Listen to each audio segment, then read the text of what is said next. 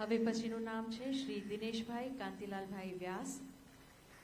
દિનેશભાઈનું સેવા ક્ષેત્ર માણસાના લોક હૃદયે એવું સ્થાન પામ્યું છે કે લોકો તેમને સેવાનુરાગી તરીકે ઓળખે છે. અનેક સમાજ ઉપયોગી કાર્ય સાથે સંકળાયેલા શ્રી દિનેશભાઈ વ્યાસ તેમના સેવા કાર્ય માટે માણસામાં ખૂબ જ લોકપ્રિય છે, પ્રસિદ્ધ છે.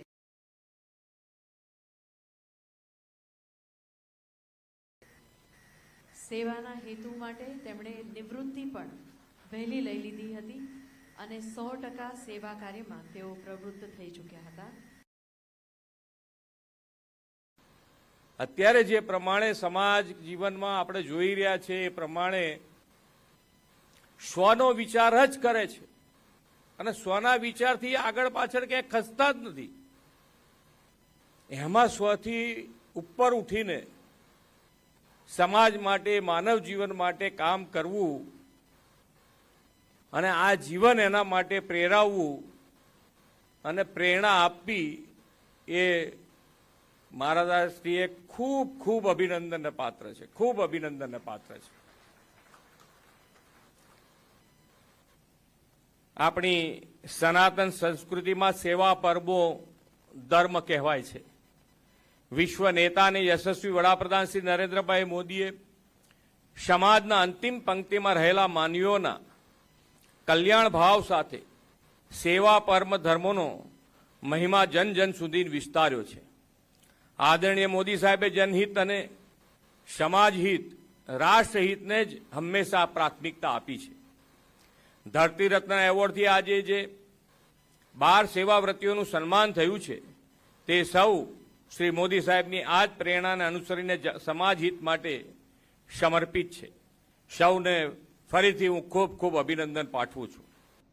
સ્વ ઉપર ઉઠીને સમસ્તનું વિચારનાર આ સેવાવ્રતીઓને પોતાના કામથી સાબિત કર્યું છે કે સાચી સંપત્તિ એ પદ, પૈસા કે પ્રતિષ્ઠા નહીં, પરંતુ સમાજ માટે આપેલું યોગદાન છે. અને ખરેખર આ જે મહાનુભાવોને આપણે આજે ધરતી રત્ન આપીએ છીએ એ ખરેખર સમાજના રત્ન સ્વરૂપ છે અને એમના થકી ગણાશે અને છેક સુધી એક માણસ બીજા માણસને મદદ કરે એવી વૃત્તિ આપણે કરતા જઈશું તો એઆઈ ભલે ને ગમે એવું આવે આપણે એની સામે ઊભા રહી શકીશું એવી મારી શ્રદ્ધા છે.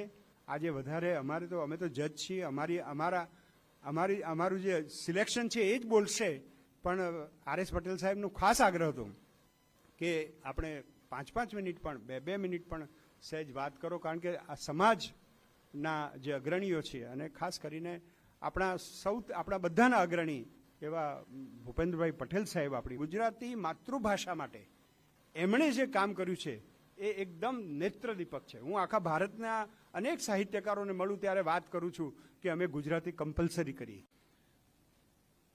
આજના ધરતી રત્ન એવોર્ડની વાત કરીએ તો હું એટલું કહી શકીશ કે આજે અમારા સેવા કાર્યો કરનાર 10મા સમારંભ સુધીમાં અમે જે ધરતી રત્ન એવોર્ડ વિનરો જોયા છે એ પોતાના જીવનને સર્વસ્વ ભૂલી અને માનવ સેવા એ જ એમના જીવનનો એક ધ્યેય હોય અને એ ધ્યેયની સાથે એમના મનમાં ક્યારે પણ કોઈ પદ કે એને મૂકી છે કે જેનાથી એમને એમ થાય કે ભાઈ હું આ મારું કામ કરું છું, મારો દિવસ આનંદમાં જાય છે.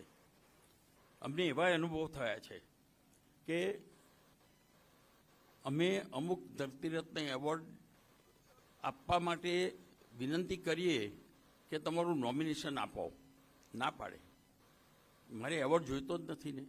અને એવા 3-4 અમને નામાંકનોમાં મળેલા કે જે લોકોના નામાંકનો બીજાએ ભર્યા હોય અને હું કોઈ એવોર્ડ લેતો જ નથી. આ દેખાડે છે કે ખરેખર આ જે ધરતી રત્નો છે એ એવા છે કે જેમને અમે આ શા માટે આ એવોર્ડ ઊભો કર્યો. આ એવોર્ડ ઊભો કરવાનું કારણ એક જ હતું કે રાષ્ટ્ર નાના ગામડાઓમાં જ્યાં સેવાની